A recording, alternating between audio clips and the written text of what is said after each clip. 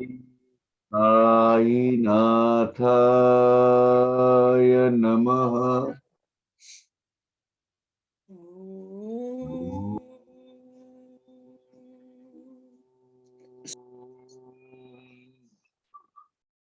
श्री साईनाथाय नमः। ओम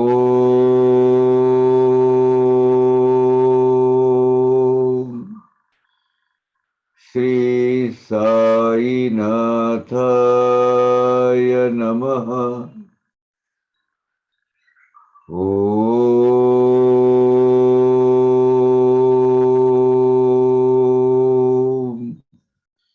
श्री साईनाथाय नमः। ओम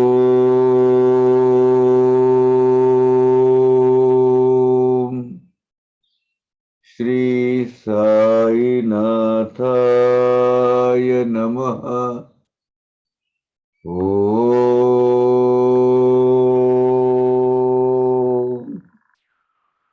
श्री साईनाथाय नमः।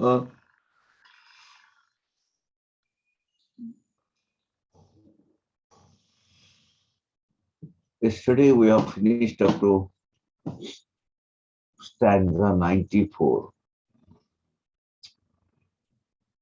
Baba, who has been waiting for his devotee and sent his another beloved one devotee, Mr. Shama, to fetch him by creating such Pratisrushti, some incidences. Finally, Kaka Sahib came to the lotus feet of Sai Baba. They met each other. And the greatest things, amazing thing is happened is, मैं तेरा ही इंतजार कर रहा था, इसीलिए तो मैंने श्यामा को नगर को तुझे लाने भेजा। बहुत बड़ी बात है।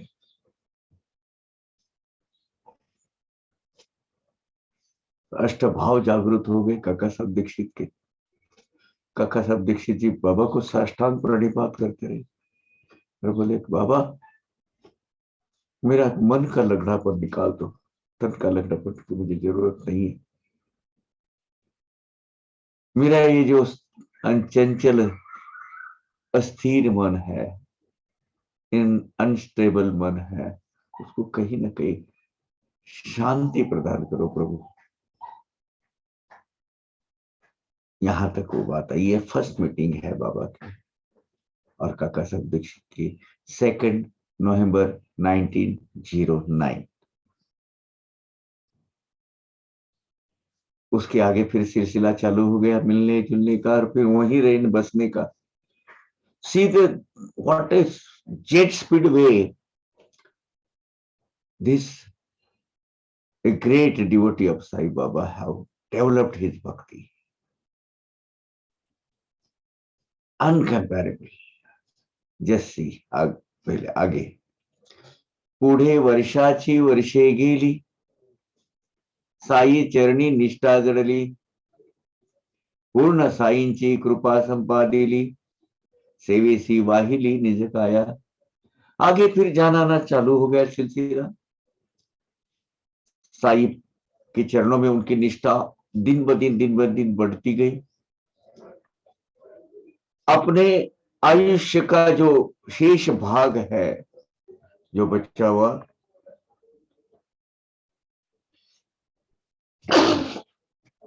उन्होंने साई चरणों में लगा दिया और इस तरह उन्होंने साई भगवान की कृपा प्राप्त कर ली। यथा सांग सेवा ही सांगली, सकरण्या लागी मठी ही बांधिली, शिर्डीत बहुसाल वस्ती ही केली, महती वाढविली साईची। साई नारायण भगवान की जो हो सकी उतनी सेवा वहां करते रहे।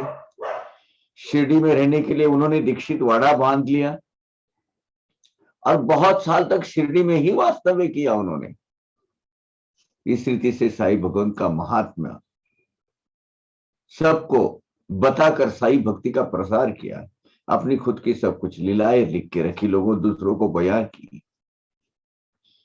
सारांश त्याचा जो धरी तो काम, निश्चय तयासी करी निष्काम। साई निज भक्त विश्राम धाम, भक्तासी परम सुखदाई। सारांश क्या है? जो भक्त साई भगवान की मिलने के लिए, साई भगवान को मिलने के लिए बड़े कशिश उसको लगी रहती है, आस लगी रहती है, एक लगन सी लगी रहती है, एक ऑब्सेशन लगा रहता है उसको साई दर्शन की आस। और वो जो कशिश है उसको अंदरूनी जो खलबली मची रहती है, जिस भक्त को लगती है उस भक्त की पूरी मनोकामनाएं बाबा पूरी करते हैं, उनके ऊपर कृपा प्रसाद कृपा की वर्षा करते हैं। और जिसके लिए आप इच्छा रखोगे, काम रखोगे, काम यानी जिसका लक्ष्य, जिसके भक्ति में आप केंद्रित करोगे, वो आपको निष्काम करके छोड़ देता है। निष्काम कर्म, वो तो किसी निष्काम करते रहते हैं और वो भी किसी वासना इच्छा आकांक्षा के परे निकल जाता है। साई भगवंत ये साई भक्तों का शाश्वत विश्रांति स्थान है। भक्तों को परम सुखदायक, ऐसा आनंद देने वाला ऊर्जा का स्रोत है बाबा। चंद्रा चकोर अपरिमित, चकोरा एकची नक्षत्रनाथ। तैसे तिजला तुझ सूत जरी बहुत, माता ती अवघ्या से एकची।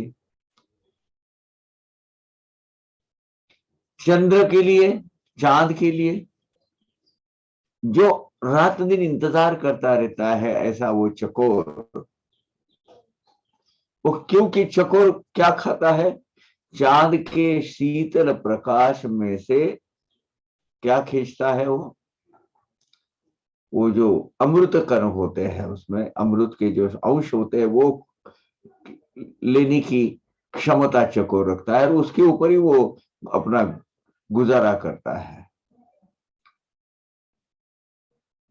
अनेक चकोर पक्षी होते हैं, उनके लिए एक ही चांद होता है ना। चकोर पंछी तो बहुत आते हैं, लेकिन उसके लिए एक चांद होता है। ठीक उसी तरह माता को अनेक पुत्र होते हैं, लेकिन वो सभी पुत्रों के लिए माता एक ही होती है। साई के भक्त अनेक है, लेकिन साई मौली, उनकी जो माता है वो एक ही है, वो हमारी साई मौली है। दिनकरा कुमुदिनी अपार, कुमुदिनी यानी कमल। दिनकरा कुमुदिनी अपार, परी कुमुदिनी सी एकची दिनकर। भक्ता तुझिया नाही पार, पिता तो गुरुवर एकलाची। सूरज के लिए अनेक कमल के फूल खिले हुए होते हैं, लेकिन सभी कमल के फूलों को एक ही सूरज होता है, जो जिसके प्रकाशमान होते ही सब कमल खिल जाते हैं। ठीक उसी तरह है साईं भगवान, तेरे भक्तों की संख्या तो अनगिनत है, लेकिन सभी भक्तों का तू ही एक गुरुवर्य, गुरु पिता, गुरुवर्य है और भक्तों का सब पिता है। मेघा आतुर चातक एकैक, मेघ त्यातुनी चातका एक। तैसे त्यांचे भक्त अनेक, जननी जनक तो एक। जिस तरह चकोर क्या करता है, चांद के किरण में से शीतल जो प्रकाश है उसमें से अमृत कण उसका खाद्य है, ठीक उसी तरह चातक पक्षी जो है वो मेघ के वर्षा, वो भी एक स्वाति नक्षत्र है। वो स्वाति नक्षत्र के अंदर जो बारिश गिरती है उसके ऊपर चातक पक्षी मेघ का इंतजार करते बैठता है, क्योंकि वो सिर्फ वही पानी पीता है, जमीन पर पिया हुआ पानी पीता नहीं है चातक। स्वाति नक्षत्र में जो पानी, स्वाति या कोई दूसरा नक्षत्र है, वो नक्षत्र में जो पानी बरसात होती है, वो बरसात के पानी अपनी चोंच ऊपर कर डायरेक्ट वो पीता है। तो उसको आस लगी रहती है कि कब मेघ आ जाएंगे और मेरी तृषा तृप्त करेंगे।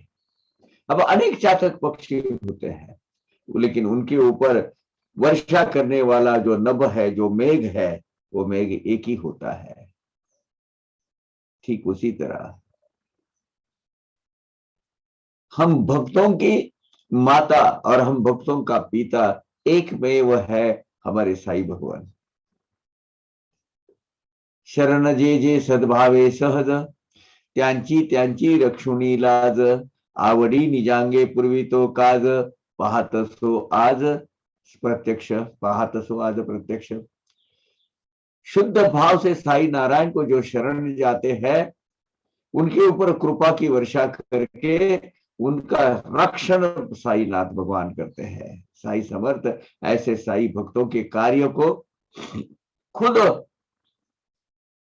व्यस्त करवा देते हैं, खुद वो कार्य करते हैं साई भगवान अपने भक्तों के कार्य, और अपने भक्तों का जीवन सफल संपन्न करवा देते हैं। एक फला फुला कृतार्थ शांत जीवन उसको प्रदान करते हैं।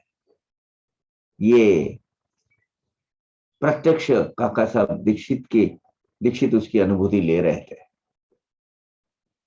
जगी जो जो प्राणी जिवंत, मरण करणार तयाचा अंत, साई दीक्षिता अभय देत, तुझी विमानात नेईल।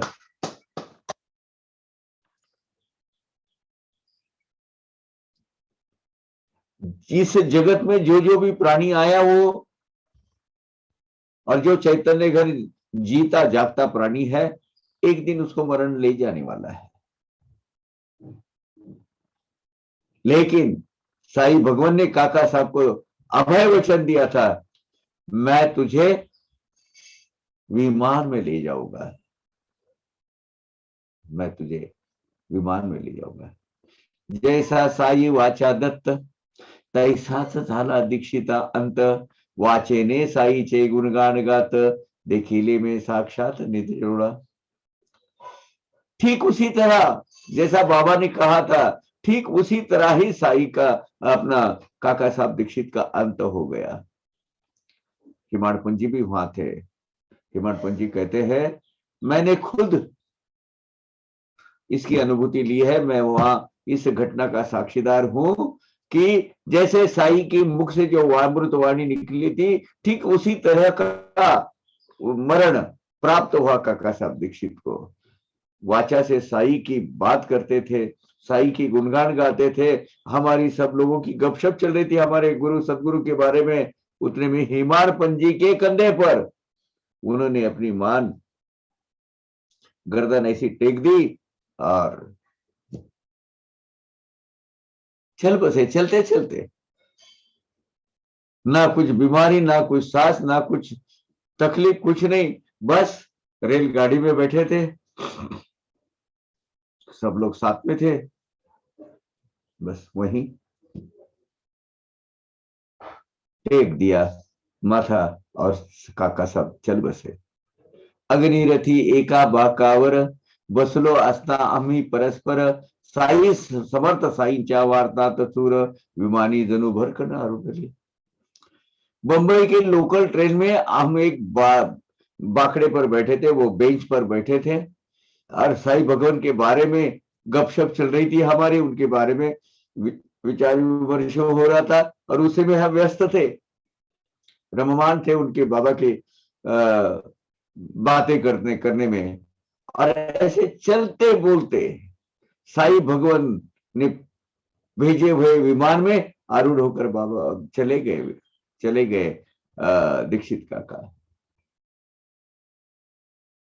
जरा सी भी भनक नहीं लगी, चलते गाड़ी में चले गए। यानी मानो बाबा ने उनके लिए क्या भेजा था? विमान ही भेजा था। पहा साधिली अवचित संधि, मान देवुनी माझी स्कंदी, पावले अवचित विमान सिद्धि, सौख्य निर्वधि दीक्षित। साई समर्थ के हम गपशप कर रहे थे, उनके उनके बारे में बात कर रहे थे। इतने में है मेरे ही कंधों पर अपना सर रख दिया और साई स्वरूप में विलीन हो गए। और सर्वश्रेष्ठ अबाधित, जिसमें कोई बाधा नहीं है, ऐसे अबाधित मोक्ष सुख की संधि प्राप्त कर ली दीक्षित काका ने। ना ही आड़ा, ना ही पीड़, ना ही घर घर, ना ही कळ, बोलता चालता देखता सकळ, शरीर निश्चल जाहले। कुछ भी ऐसी अजीब गजीब कुछ ऐसी हरकत नहीं की, अंग मरोड़ा नहीं, कुछ नहीं। और बाप रे मेरा दुख रहा है, कुछ रहा है, ऐसा भी नहीं। कुछ शांत। एक योगी क्या अंत कैसे होता है? एक निश्चल स्वरूप से। अटैक बिटैक कुछ नहीं, बस बाबा का बात करते करते बस चले गए। कुछ भी विचित्र हलचल की नहीं, शरीर को किसी तरह का कुछ दुख पहुंचा नहीं, अंग मरोड़ा नहीं, कुछ भी नहीं। बस बैठे बैठे निकल गए। बैठे बैठे जो एक क्षण पहले जो शरीर चेतन था वो अचेतन अवस्था में निकल गया। मानव भूमिका ऐसी विसर्जली, निज रूपी निज ज्योत मिळविली, विमान मार्गे स्वरूपी स्थापली, ज्योतित सबरसली निज ज्योत। मानव देह का मानव उन्होंने सार्थक कर लिया, जीवन सफल कर लिया। अपने जो निज सिद्ध स्वरूप है, साई स्वरूप, उसमें अपना स्वरूप, अपना अस्तित्व विलीन कर दिया उन्होंने। अपनी प्राण ज्योत उसमें इमर्ज कर दी उन्होंने। और कैसे? मैं तेरे लिए तो विमान भेजूंगा, और वही विमान में बैठ के चले गया। दीक्षित काका की प्राण ज्योत साई बाबा की ज्योत में, आत्म ज्योति में विसर्जित हो गई। साई चरणी लागता ध्यान, गळाला पूर्ण देहाभिमान, वृत्ती पावली समाधान, पूर्ण कृष्णार्पण देहास। साई के चरणों में ध्यान लगा दिया, देहभान भूल गए, और एक शांत समाधानी अवस्था में अपना देह साई अर्पण कर दिया उन्होंने, कृष्णार्पण कर दिया देह। कब गए दीक्षित काका? शके 1840 वैद्य ज्येष्ठ एकादशी से, एकादशी को गए हैं। ये बहुत पवित्र माना जाता है ये दिन, जिस दिन उनका देहांत अगर हो गया तो। दीक्षित पावले ब्रह्मपदास, या कर्मभूमि से त्यागुनी। अपनी ये जो कर्मभूमि है, भोगने के भुगतने के लिए या उपभोगने के लिए जो आए थे, उसमें देहावसान हो गया। ज्येष्ठ वैद्य एकादशी 1840 शके, यानी 5 जुलाई 1926। इस दिन काका साहब दीक्षित अपनी कर्मभूमि छोड़कर संपूर्ण शाश्वत विश्रांती स्थान में चले गए। मना हे त्यांचे देहावस्थान, अथवा तयांते आतयांते आले विमान, झाले ते साई पदविलीन, कोणासही प्रमाण ही गोष्ट। अब ये जो अपने जीवन का उन्होंने अंत इस तरह कैसे उन्हें प्राप्त हुआ, ये जो आखिरी प्रवास में वो जब निकल गए, उसको आप देहावसान बोलिए, देह क्या, देह की चेतना निकल गई ऐसा बोलिए, या साईं भगवान ने उन्होंने विमान भेजा ये समझिए, है ना। लेकिन भगवंत साई चरणों में काका साहब दीक्षित वो विलीन हो गए, ये निश्चित है। ऐशिया उपकारा व्हावे उत्तीर्ण, ऐसे भावी दो तो अभक्तपूर्ण दृश्य दाने उतराई पण स्वप्ने ही जान घड़े न। साईं भगवान ने हम पर किए हुए उपकारों की इतनी इतना बड़ा कर्जा हम पर ऊपर है कि हम उससे छूट ही नहीं सकते। उसका पीछे देना या उसका कुछ अलग अन्य मार्गों में उसका चुकता करना। ओम साई राम आयुष्मान भविष्यवंत भव।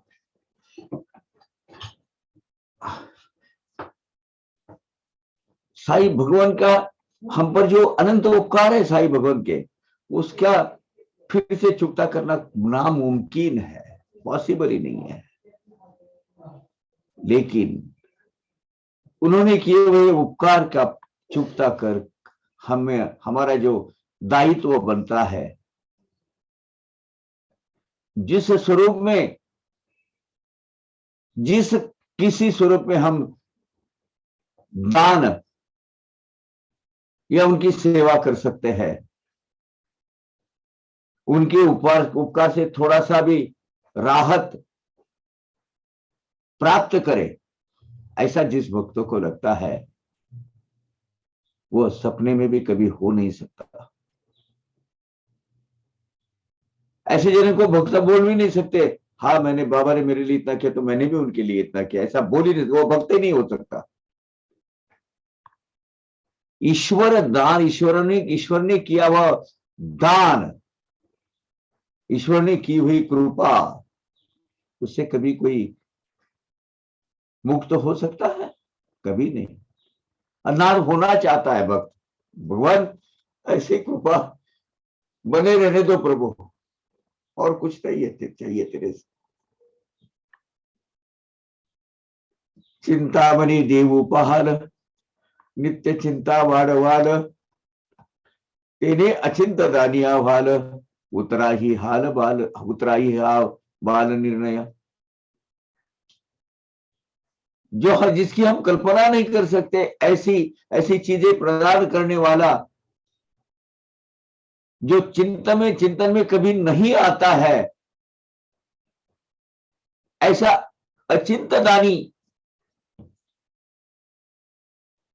मन में जो न आने वाली चीजों भी देने वाला चिंतामणि, ऐसे अचिंत दानी को चिंतामणि देकर उनके उपकार से हम उत्तराई हो सकते हैं और चुकता कर सकते हैं उनका ऋण। ये तो सीधा ये क्या बोलते हैं, बच्चों की हरकत हो गई है। उतराइए हा बाल निर्णय, ऐसा करने से आप खुद ही अपनी चिंता बढ़ा के लेंगे। ये नहीं करना अच्छा है। हमेशा भगवान के उपकार के तले ही रहना अच्छा है। बस उनकी सेवा करते रहो, उनकी भक्ति करते रहो, जो उन्होंने दिखाए हुए जो नियम है वो नियमों का पालन कर अपना जीवन बिताते रहो। कभी ये झमेले में मत पड़ो कि भाई मैं बाबा ने मेरे लिए इतना किया तो मैं उसको उनके लिए कुछ करना चाहिए, मैं उसका वापस करना मेरा फर्ज बनता है। गलत है, बच्चे बालिश हरकत है, बच्चे है। भगवान का दिया हुआ कभी आप उसका कुछ कॉम्पेंसेट करके वापस कर सकते हो सिवाय भक्ति करने से? नहीं कर सकते। बरे कल्पतरु ही दयाल गुरु जाल कराया निहाल गुरु निर्विकल्प दानी कुशल उत्तीर्णता हुई लगाते ने। सदगुरु को ये भौतिक ऐहिक लौकिक सुखों में कुछ भी रुचि नहीं रहती है, लेकिन उनको अगर आप लौकिक ऐहिक सुख प्रदान करने वाली वस्तु देने वाला कल्प वृक्ष भी देते हो और उनको देना चाहते भी हो, तो कल्प वृक्ष क्या करता है? जो कल्पना में आया वो देता है। अकल्पित जो आपके दिमाग में दिलों में भी कभी नहीं आया, कभी सोचा भी नहीं आया होगा, ऐसे वस्तु देने वाले सदगुरु राय, उनको आप ये लौकिक चीज कल्प देने वाला एवं कल्पतरु भी देंगे तो उसमें क्या फायदा उनको? ऐसे सदगुरु राय को आपके कल्पना भी कभी आप नहीं कर सकते। ऐसे अकल्पित चीजें देने वाले सदगुरु को आप कल्पतरु देकर क्या फायदा। इससे आप उनके दिए हुए उपकारों का बदले में कुछ देने देंगे ऐसा लगेगा तो ये आपका बचपना है। आता असोया सर्वा परिस गुरु सदेव पहाड परिस परिस लोहाचे स्वर्ण सरस करील गुरु ब्रह्मरस पाजील। अभी इसके आगे भी आगे चले जाते, चलो ठीक है। दूसरा एक कल्पतरु हो गया, चिंतामणि हो गया। चिंतामणि जो कुछ भी हो गुरु को क्या फायदा उसका। लेकिन सुनिए, परी लोहाचे सुवर्ण सरस करील गुरु ब्रह्मरस पाजी। इस सबसे ज्यादा सरस जो है होता है वो परिस स्पर्श, पारस बनी बोलते हैं उसको, पारस। अगर ये पारस आप सदगुरु को देने के लिए उसका थोड़ा सा धीरज ढाढ़स करते हैं तो वो क्या करता है, पारस लोहे का सोना बना देता है ना। अरे सदगुरु की तो ऐसी ताकत होती है, उनके प्रसन्न वो उनकी अगर वो प्रसन्न हो गया उसके सर के ऊपर आशीष रख दिया, आशीष का हाथ रख दिया, कर कमल उनका रख दिया, तो वो जीवात्मा को ब्रह्म ज्ञान प्राप्त करके उनको सायुज्य मुक्ति देते हैं। सोने की बात क्या कर रहे हो आप, लोहे का सोना करने वाले, उससे क्या उनको फायदा है, कुछ भी फायदा नहीं है। सारांश क्या है, जीवात्मा का सोना करने की जो उस क्षमता रखते हैं, जो ताकत रखते हैं, ऐसे गुरुदेव भगवान को आप पारस देकर और पारस उनके सामने अर्पण कर अगर उनके उपकार से आप कुछ चुकता करना चाहते हो तो वो हो सकता है, नहीं हो सकता। ये हिसाब किताब बाबा के पास या सदगुरु के पास कभी नहीं हो सकता। तो उनको चिंतामणि दो, कल्पतरु दो, पारस दे दो, कुछ भी नहीं होगा। आखिरी बोल रहे कामधेनु अर्पाल गुरुस उत्तीर्ण माना न गुरु उपकारास कामना वाड़वाल असम साहस निष्काम निरायास दानी गुरु। अरे सदगुरु कैसे होते हैं, सदगुरु के उपकार के बदले में कुछ उनको वापस देना चाहोगे और वो इच्छा धार कर अगर आप उनको कामधेनु भी देना चाहोगे, उनको कामधेनु अगर अर्पण करोगे, तो जो निष्काम मुक्ता अवस्था में जो कोई काम की भावना ही नहीं रखता है उसको कामधेनु देकर क्या करोगे। कामधेनु यानी जिसकी आप इच्छा करोगे, जिसकी कामना रखोगे वो देने वाली। अब जो सदगुरु को कामना ही नहीं होती है, जिसकी कोई मनोकामना बची ही नहीं होती है, निष्काम कर्मावस्था में जो बैठा रहता है, उसको कामना की पूर्ति करने वाली कामधेनु देकर क्या फायदा। यानी सारांश में ये हुआ कि जो कोई भौतिक चीजें देने वाली चीज है, जैसे चिंतामणि हो गया, कल्पतरु हो गया, स्पर्श यानी पारसमणि हो गया, या कामधेनु हो गए, कुछ काम की नहीं है सदगुरु के। ये देकर अगर आप उनको लगता है कि उन्होंने हमारे पर इतना उपकार किया, उनको ये देना चाहिए, तो ये आपका बचपना है भैया, नहीं कर सकते इसमें से आप। अखिल विश्वाम आजिल संपत्ति देवनी गुरु उपकार फेडू जे इच्छिति अमायिक दात्या जे मायिक अर्पिति येने का पावती उत्तीर्णता। अरे सब पूरे जगत की, पूरे ब्रह्मांड की ऐश्वर्य संपत्ति सदगुरु के चरणों में अर्पण करने की इच्छा धरते हो तो मोह माया के भ्रामक जंजाल में से उत्पन्न की हुई ये क्षणभंगुर बोल सकते हैं, तात्कालिक होती है वो। ऐसी माइक संपत्ति शाश्वत सुख प्रदान करने वाले सदगुरु जो है, मोक्ष प्रदाते गुरु है, उनको माइक संपत्ति देके क्या फायदा। बहुत सारा सोना नाना जहाजों भर भर के सामने रखोगे, उनको क्या फायदा उसको? उनके लिए तो माटी सोना और लोहा सेम है। क्या करेंगे उनका लेकर वो? तो ऐसी चीजें देकर उनके उपकार में से हम हमारा कुछ बोझ कम करना चाहते हैं, तो ये मूर्खता है।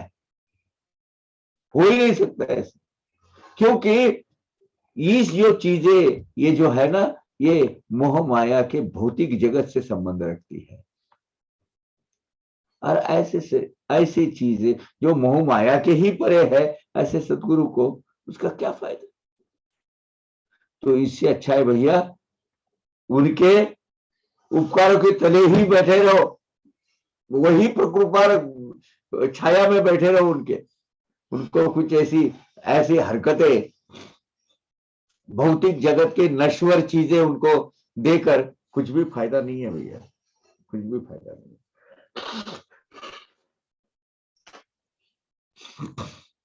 देह वो वाळू गुरुवरून तरी तो केवळ नश्वर जान,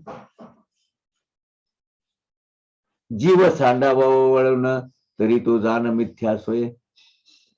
अब सदगुरु के ऊपर आपका देह व्यवहार के डालोगे, तुम्हारे लिए तो बाबा हम जान भी देने को तैयार नहीं, देह त्याग भी करेंगे और जान भी देने को तैयार है। जाने नहीं जीव, अब जो देना चाहते वो शरीर देना चाहते हो ना, तो शरीर सेवा के माध्यम से दे दो। ये नशोत देह को खत्म करके बाबा मैं देह त्याग करता हूं आपके लिए, मूर्खता है। हम आपके ऊपर तो जान देने के लिए तैयार है। कहाँ है वो जान? कहाँ है वो जीव? अरे वो जीव है ना, उसी का एक अंश है जो यहां बैठा हुआ है। तू जो जीवात्मा खुद स्वयं ही सर्वश्रेष्ठ परमात्मा भगवान से निर्माण हुआ है, क्योंकि ये आत्मा अनेक प्रकार के परिवर्तन से गुजर कर आखिरी में जिसको गुरु परमात्मा के स्वरूप में ही, सदगुरु कृपा से परमात्मा के स्वरूप में ही विलीन होना है, तो वो जीवात्मा का स्वतंत्र अस्तित्व कहां हुआ? वो तो उसी का अंश उसको देना चाहते हो वापस। वो तो इस तरीके से मत दो, देह का त्याग कर, उसके काबिल बनाओ,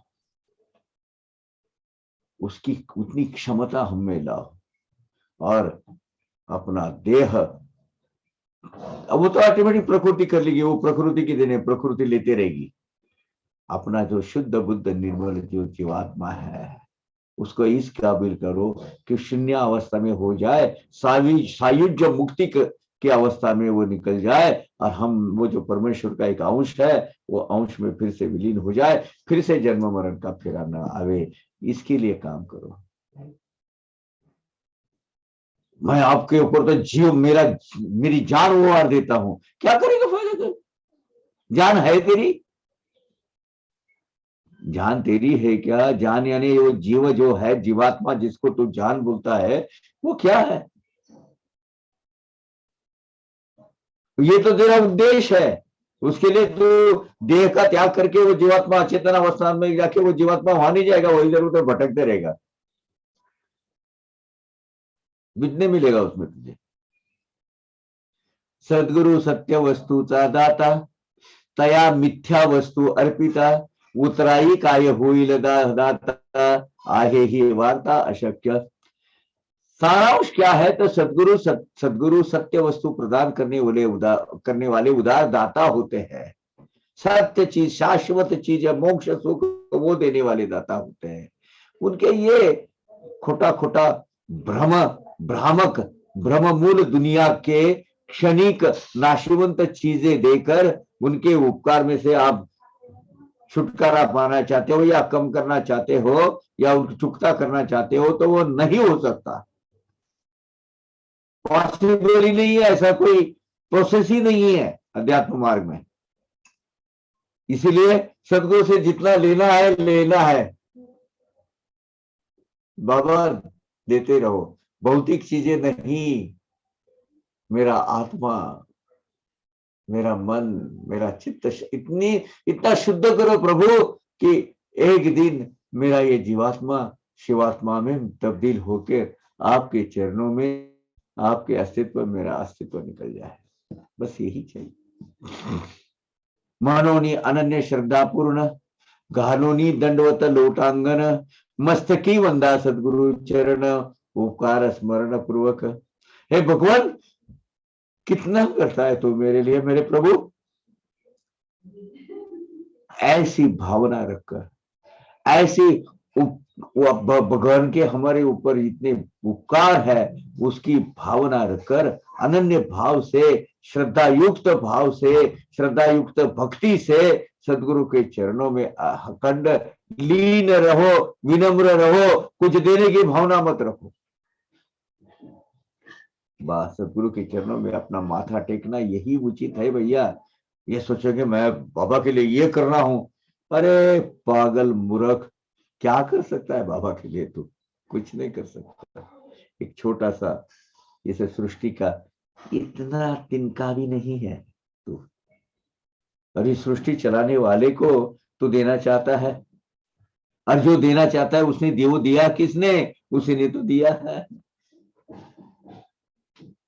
जो बड़े बड़े चीज ठीक है, दान देना चाहिए, दानी की भावना, सोने चांदी के मुकुट बना रहे हैं, सोने चांदी की पादुका बना रहे हैं, सोने चांदी के महल बना रहे, मंदिर बना रहे, वहां बाबा को अर्पण कर रहे हैं, बाबा की आरती करने के लिए सोने के थाल बना रहे हैं, ये बना रहे, वो बना रहे हैं। किसको दिखावा कर रहे हैं भैया? ये क्या देना चाहते हो? हाँ, एक बात सही है, दान की भावना उसमें है, दान करने की भावना से आप करो। मैं बाबा के लिए कुछ करता हूं और फोटो निकाल के ऐसा लगा देता हूं पीछे के इन्होंने दिया है करके, खलास हो गया आपका। वो बाबा के लिए नहीं दे रहे हो आप, वो अपना बड़ापन दिखाने के लिए दे रहे हो। समझ रहे हो? तो इसलिए गुरु के उपकार तले, बोझ तले दबे रहना ही अच्छा है, वो गलत नहीं है।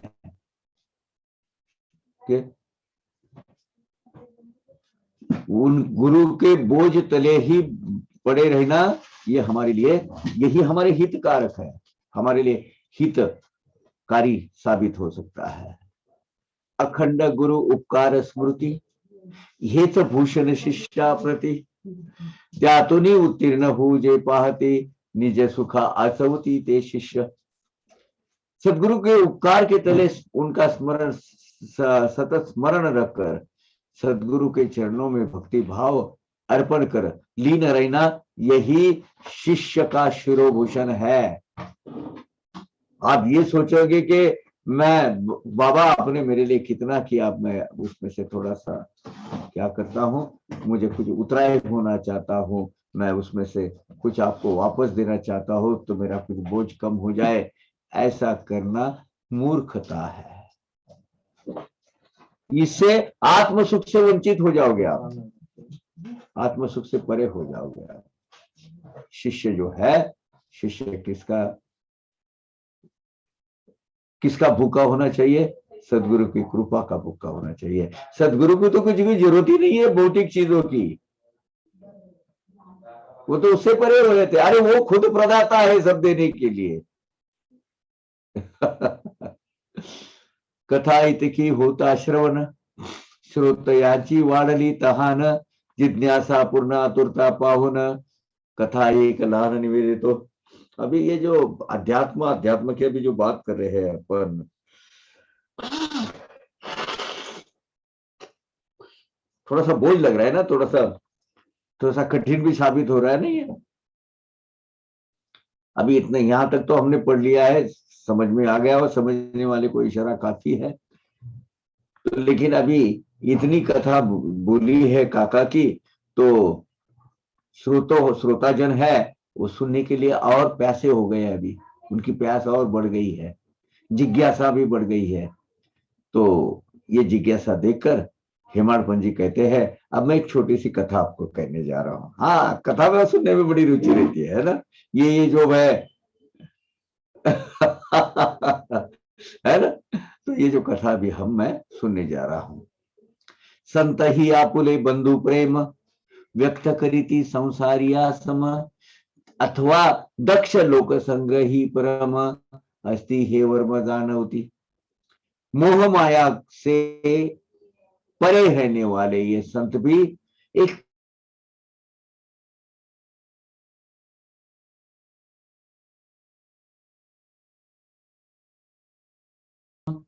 अथवा दक्ष लोक संग्रही परम, अस्ति हे वर्म जानवती।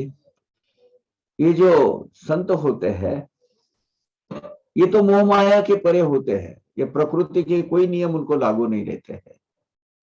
हालांकि प्रकृति के नियमानुसार उनकी जिंदगी चलती रहती है, उनका जीवात्मा लगता है अपने को परमात्मा होता है, लेकिन वो मनुष्य का अवतार लेकर वो जब आते हैं वो, लेकिन उनका पूरा जीवन जो है मोह माया के परे होता है। लेकिन कभी कभी ऐसा होता है ये संत भी एक ऑर्डिनरी आप और हमारे जैसे जो प्रापंचिक स्वरूप होते हैं, संसारी जो लोग होते हैं, वो भी एक संत दूसरे संतों के लिए अपना बंधु प्रेम जो व्यक्त करते हैं, जताते हैं, या लोक संग्रह करने में व्यस्त रहते हैं, दक्ष रहते हैं हमारे हमेशा। इसका मर्म दर्शाने वाली ये कथा है, ये कथा है टेंबे स्वामी की। पढ़िएगा, बहुत अच्छा है, बहुत अच्छी कथा है। किंवा स्वये साई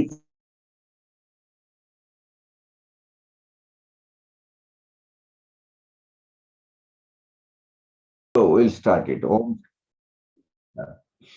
किंवा स्वये साईच आपण करावया निज भक्त कल्याण, त्या त्या भूमिका निजांगे नटून परमार्थ शिक्षण देतात। या तो ऐसा भी होता है कि अपने भक्तों के कल्याण के खातिर स्वयं साई भगवान ही अलग अलग प्रकार की भूमिकाएं निभाकर या साकार कर परमार्थ की शिक्षा देने के लिए इस तरह की घटना घटित करवाते हैं। इसी आशय की, इसी विषय की एक छोटी सी कथा अभी हम सुनने जा रहे हैं।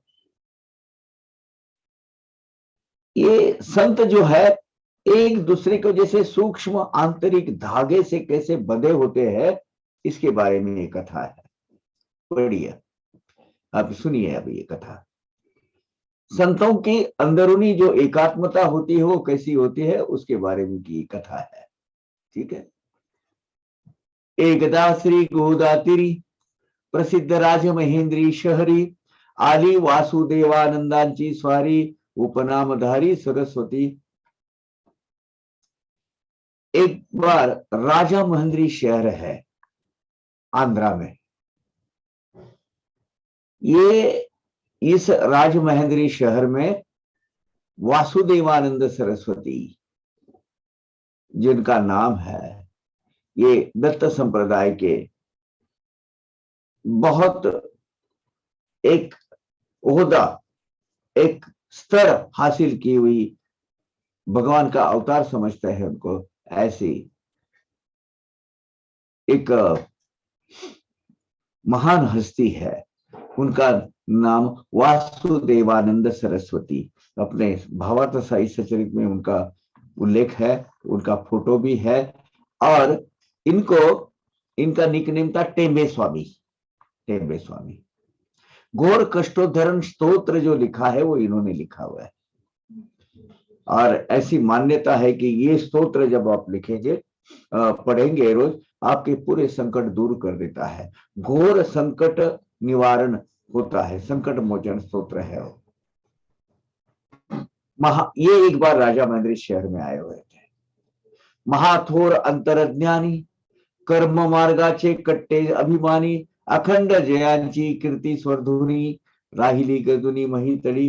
ये पृथ्वी तल पर ये वासुदेवानंद सरस्वती महाराज की कीर्ति की जो नदी है वो बहती रहती है, आज तक बहती है। क्योंकि परमार्थ मार्ग में उनका जो अधिकार है उनका जो सर्वांतर्यामित्व, सर्वांतर्यामी जो शक्ति है, कर्म मार्ग के वो प्रणेते है, उसका पुरस्कारते है, पुरस्कार करने वाले है कि नहीं। ऐसे महान अंतर्ज्ञानी महाराज, यही उपाधि से सब विश्व उनको जानता है। अभी ये पता चला नांदेड़ के कुछ लोगों को, कर्णोपकरणी वार्ता परी सुनी, पुंडलिकाराव आदि करुणी, नांदेड़ शहरीच्या भाविक जनी दरिला दर्शनी दृढ़ हेत। अब टेंबे महाराज वहां आए हैं, ये नांदेड़ को वार्ता होगी पुंडलिकराव को, पुंडलिकराव नांदेड़कर। तो इन उनके कुछ जो अध्यात्म मार्ग के दोस्त है, उनके दिमाग में आ गया कि दर्शन को जाना चाहिए टेंबे स्वामी के, वो आए हुए हैं। असो पुढे ती मंडळी निघाली, राजमहेंद्री नगरी पातली, गोदे काठी प्राप्त काळी, आदर्शन आली स्वामींच्या। तो खैर ये पुंडलिकराव नांदेड़कर और बाकी के जो जितने भी लोग थे, उनके जो सहाध्यायी, वो राजमहेंद्री शहर में गए और गोदावरी के किनारे सवेरे सवेरे वासुदेवानंद सरस्वती महाराज के दर्शन को गए। गोदावरी नदी के किनारे वो बैठे थे। समय होता सुप्रभात, नांदेडकर मंडळी समस्त निघाली स्नानार्थ गंगे प्रत, गात स्तोत्र पाठ मुखाने। सवेरे होते ही नांदेडकर और अन्य जो मंडली उनके साथ में जो लोग थे, संगी साथी, वो गोदावरी में स्तोत्र का पाठ करते हुए स्नान करने के लिए गए। तेथेच स्वामी देखो स्थित, मंडळी सद्भावे साष्टांग नमित, सहज कुशल प्रश्न चालत, वार्ता तो निगत शिरडीची। अभी एक क्षेम कुशल पूछा उन्होंने, इधर उधर की बातें हुई, हाल हवाल पूछा। तो उस वक्त गोदावरी तीर पर वहीं स्वामी मिले उनको, टेंबे स्वामी वासुदेवानंद सरस्वती महाराज। उन्होंने सबने भक्ति भाव से साष्टांग नमस्कार किया, बातें करते रहे। इतने में शिरडी के बारे में विषय निकला। करनी पड़ता साई नाम, स्वामी स्वकरे करीत प्रणाम, म्हणाले ते आमचे बंधु निष्काम, आम्हासी निसीम प्रेम त्यांचे। अब साई बाबा का नाम जैसे उनके कानों पर आया, ये जानी मानी बहुत हस्ती है, ये असाधारण व्यक्ति है, असाधारण व्यक्ति है, ये संन्यास धर्मी है। संन्यास धर्मी किसी को प्रणाम नहीं करते हैं, उनको उनका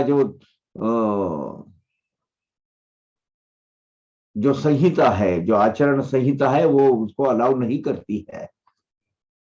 लेकिन जैसे साई बाबा का नाम निकला, उन्होंने स्वकर से प्रणाम किया, बाबा का नाम लेते ही प्रणाम किया। वो बोले हमारे वो निष्काम बंधु है, हम उनको यहीं से प्रणाम करते हैं, और हमारा उन पर बहुत निस्सीम ऐसा प्रेम है, हमारे बहुत नजदीक है। वो निष्काम कर्म योगी है साई महाराज, और हम एक दूसरे को बहुत आदर भाव से देखते हैं। और बाजू में ही एक श्रीफल पड़ा था, नारियल, उन्होंने लिया। नांदेड़ अपने महाराज ने, अपना टेंबे स्वामी ने, घेवनी तेथील एक फळ, देवनी पुंडलिकरावाजवळ, म्हणाले बंधुनी बंधुपद कमळ, अर्पा हे शिरडी सजाल तेव्हा। तब वो श्रीफल स्वामी महाराज ने पुंडलिकराव नांदेड़कर के हाथ में दिया और बोले, जब आगे आप शिरडी जाओगे तो ये हमारे बंधु के चरणों पर अर्पण कीजिएगा, उनको दे दीजिएगा कि बोले अपने आपके भाई ने भेजा है। संन्यास धर्मी है, एक अध्यात्म में एक बहुत बड़ा मकाम हासिल किए हुई व्यक्ति है ये, जिनको दत्त परंपरा में रुचि है, उनको इनकी योग्यता पता होनी चाहिए। सांगा माझा नमस्कार, मना असो द्या कृपा या दिनावर, पडून द्यावा याचा विसर, प्रेम निरंतर वाढावे। रेड्डी, हाँ आ जरा अंदर जरा। सांगा माझा नमस्कार, मना असो द्या कृपा या दिनावर, पडून द्यावा याचा विसर, प्रेम निरंतर वाढावे। और उनको जब आप वहां जाएंगे शिरडी में, तो मैं हमारा नमस्कार कहिएगा उनको, और कहना, 1-2 मिनट में विश्रांति लेता हूँ, ये क्या करना है, पडून द्यावा याचा विसर, प्रेम निरंतर वाढावे। तो रिकॉर्डिंग स्टार्ट हो गया। Hello Hello, Kaka. So, just a few seconds only we missed. नाही, सो आय टेक इट। सांगा माझा नमस्कार, म्हणो असो द्या कृपा या दिनावर, पडून द्यावा याचा विसर, प्रेम निरंतर वाढावे। तो उनको हमारा नमस्कार कहिएगा, और उनको कहिएगा साईनाथ महाराज को, इस पामर पर, इस दीन पर हम ऐसा ही कृपा आशीर्वाद रखिएगा, कभी हमें भूलिएगा नहीं। और हम पर जो आप बंधु प्रेम करते हैं, उसमें दिन ब दिन बढ़ोतरी हो जाए, ऐसी विनती हमारी तरफ से उनको कीजिएगा। बाबा का अधिकार देखिए, महज एक फकीर नहीं है भैया, भगवान साई नारायण है वो। तुम्ही शिर्डी ग्रामा मागून लागून, पुनश्च जिगेवा कराड गमन, करा हे माझे बंधु सरपन, आदरे स्मरण पूर्वक। प्रो नारियल उन्होंने लिया पुंडलिक राव नांदेड़कर जी के हाथ में, और कहा कि जब आप शिरडी को जाएंगे कभी, जब तब हमारी तरफ से नारियल उनको दे दीजिएगा, उनके हमारे बंधु को अर्पण कीजिएगा, स्मरण पूर्वक भाव से उनको दे दीजिएगा। ये आम्ही स्वामी न करावे वंदन, असे जरी हे आम्हा निबंधन, परी त्या नियमाचे करणे उल्लंघन, प्रसंगी कल्याणकारक। देखिए पुंडलिक राव जी, सेबे स्वामी कह रहे, देखिए पुंडलिक राव जी, हम संन्यास धर्मी स्वामी पंथ के संप्रदाय के हैं। संन्यास धर्म में 10 अलग अलग पंथ है। अलग अलग पंथ वाले अपने पीछे अलग अलग उपाधि लगाते हैं, स्वामी, आनंद, आचार्य, भारती, गिरी, ऐसे 10 है। और उसके आखिरी सबसे बेस्ट है परमहंस। तो सब ये उनकी अलग अलग वो पंथ है उनके। कुछ लोग स्वामी लगाते हैं, गिरी होते हैं, आचार्य होते हैं, आनंद होते हैं, भारती होते हैं, जैसे बोल रहे आनंद भारती। कोई लोग गिरी लगाते हैं, गंगा गिरी। तो वो उनकी एक परंपरा चलती आ रही है। उसमें इन्होंने कहा, टेम्बे स्वामी ने, कि हम स्वामी हैं, इसीलिए किसी को वंदन करने के, किसी को नमन करने की इजाजत हमें हमारी धर्म की, हमारी पंथ की जो नियमावली है, वो मर्यादा हम तोड़ नहीं सकते।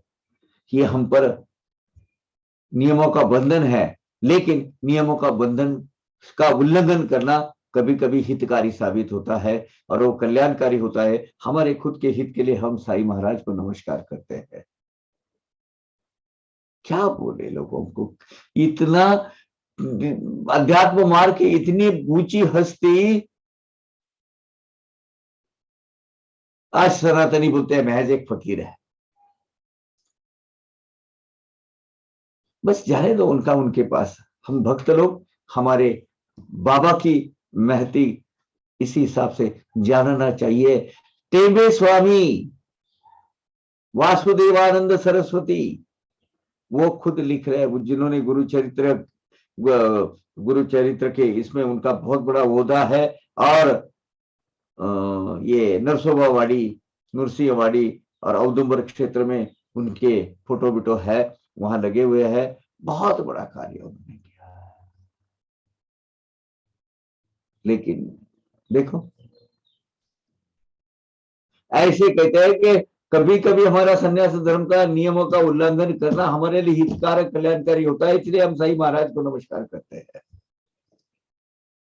मनोनिघेता साई दर्शन, होऊन द्या या गोष्टीचे विस्मरण, साई पदी हे श्रीफल अर्पण, करा की स्मरण पूर्वक। इसलिए मैं आपको ये फल अर्पण कर रहा हूं, फल दे रहा हूं मेरे भाई को अर्पण करने के लिए, लेकिन न भूलते हुए, कभी भी कोई चूक इसमें नहीं होनी चाहिए।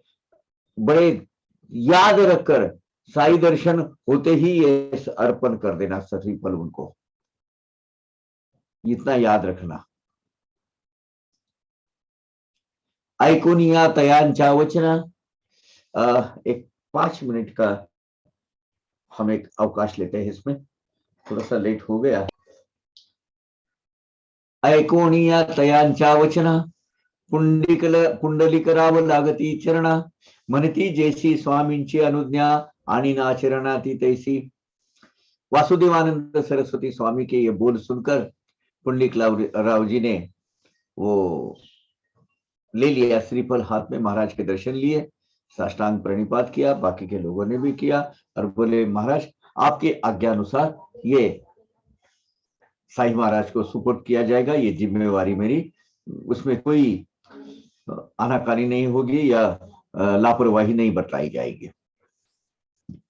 करोनी आज्ञा शिरसामान्य, येणे येणे मी आपणा मानितो धन्य, स्वामीस शरण जाऊन अनन्य, निघाले तेथून पुंडलिकराव। फिर स्वामी की आज्ञा लिए, मनोभावी उनको नमस्कार किया, और पुंडलिकराव और आदि बाजू के जो सहाध्यायी जो थे लोग राजा मंदिर से नांदेड़ में आने के लिए निकल गए। स्वामी जे बाबास बंधू वदत, ते काय होते अवघे निरर्थ, या जीवम अग्निहोरम जुहुयात, श्रुति सम्मत वर्तत। अभी जो वासुदेवानंद सरस्वती महाराज जो दत्त परंपरा के बहुत बड़े धुरीन है, अग्रणी है, उन्होंने बाबा को अपना बंधु बोलकर, हमारे बंधु है ऐसा जो उल्लेख किया है, ऐसा जो संबोधन किया है, ये व्यर्थ और फिजूल नहीं हो सकता। वेद वेदांग में जो कहा गया है कि जिनका पूरा जीवन अवतार कार्य अग्निहोत्र व्रत, देखिए धुनी माई अग्निहोत्र है, वो पूरे जीवन कार्य में धुनी जलती रही, आज भी वो जलती है, क्योंकि वो अग्निहोत्री व्रत बाबा ने लिया हुआ था। अग्नि नारायण की सेवा कर रहे थे बाबा हमेशा, वहां वो त्राटक वगैरह सब करते थे वहां। ये जो व्रत जिसने लिया है वो अग्निहोत्री साधक के समान ही तो बाबा का वर्तन था, तो उन्होंने बंधु क्यों नहीं कहे, है ना। जिसको हम आज धुनी बोलते हैं, वो धुनी क्या है, अग्नि नारायण की सेवा है। जया जन जया धुनी वदत, ती बाबांचे सन्मुख नित्य, अष्टोप्रहर होती प्रज्वलित, हे बाबांचे व्रत होते। मस्जिद माई में रात दिन जो प्रज्वलित धुनी, वो जो आज भी वैसी की वैसी है, 100 साल के बाद भी, मतलब बाबा के महानिर्वाण के 100 साल के बाद भी, वो एक तरीके का, एक प्रकार का एक अग्निहोत्र ही है। अग्निहोत्री ब्राह्मण जो अग्नि की पूजा करते हैं, वही चित्त शुद्धि द्वारा प्रमाण, अग्निहोत्र कर्मादि साधन, ब्रह्म प्राप्त्यर्थ करित धारण, लोक संग्रह कारण जे। केवल लोक संग्रह के लिए सामान्य साधकों को मार्गदर्शक साबित हो, इसीलिए चित्त शुद्धि करने के लिए और ब्रह्म प्राप्ति करने के लिए अग्निहोत्र आदि कर्मों के साधन बाबा करते थे। वैसे बाबा को जरूरत नहीं थी, लेकिन जिन लोगों को इसमें रुचि है,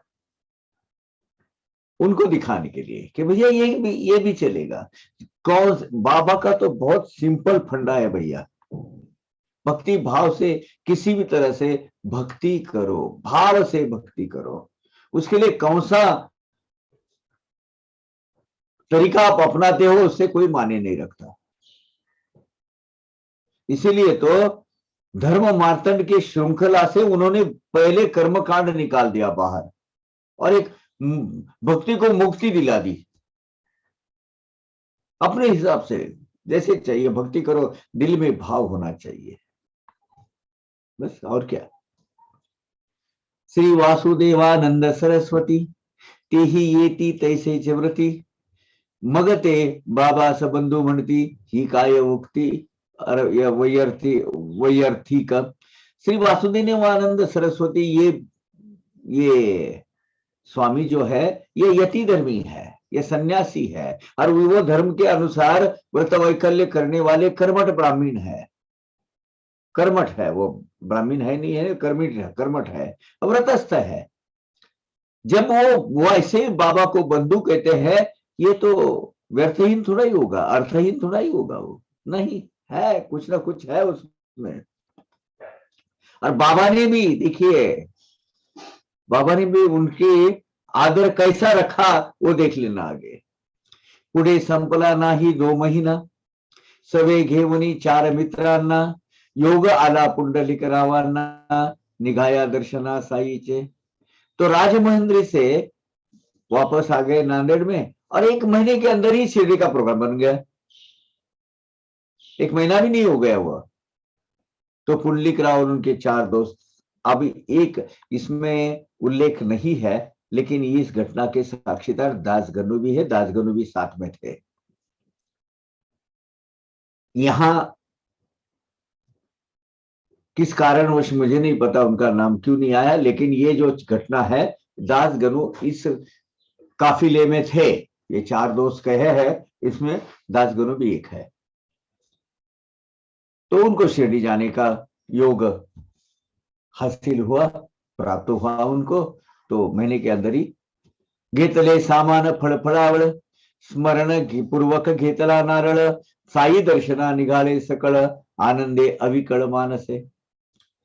अभी प्रवास करने के लिए, यात्रा करने के लिए जो भी सामान है, फल फलाहार या कुछ दशमी वशमी जो बोलते हैं, वो लेने के लिए बड़े याद से ये सब लिया। और वो नारियल बड़ी याद से उन्होंने दिया, जो वासुदेवानंद सरस्वती टेबे स्वामी महाराज ने दिया था। और ये मंडली साई दर्शन के लिए निकल गए। अब नांदेड़ से मनमाड़ आना पड़ता है, और मनमाड़ से फिर कोपरगांव। तो शिरडी के लिए रवाना हो गए वो लोग। पुढे मनमाडास उतरल्यावर, कोपरगावची गाडी सुटल्यावर, अवकाश म्हणून गेले वड्यावर, तृषाई फार लागली। अब मनमाड़ से कोपरगांव की तरफ आना है, और कोपरगांव से टांगे से इतना, मनमाड़ से जो नगर के तरफ जो रेल रूट जाता है, उस पे कोपरगांव आता है।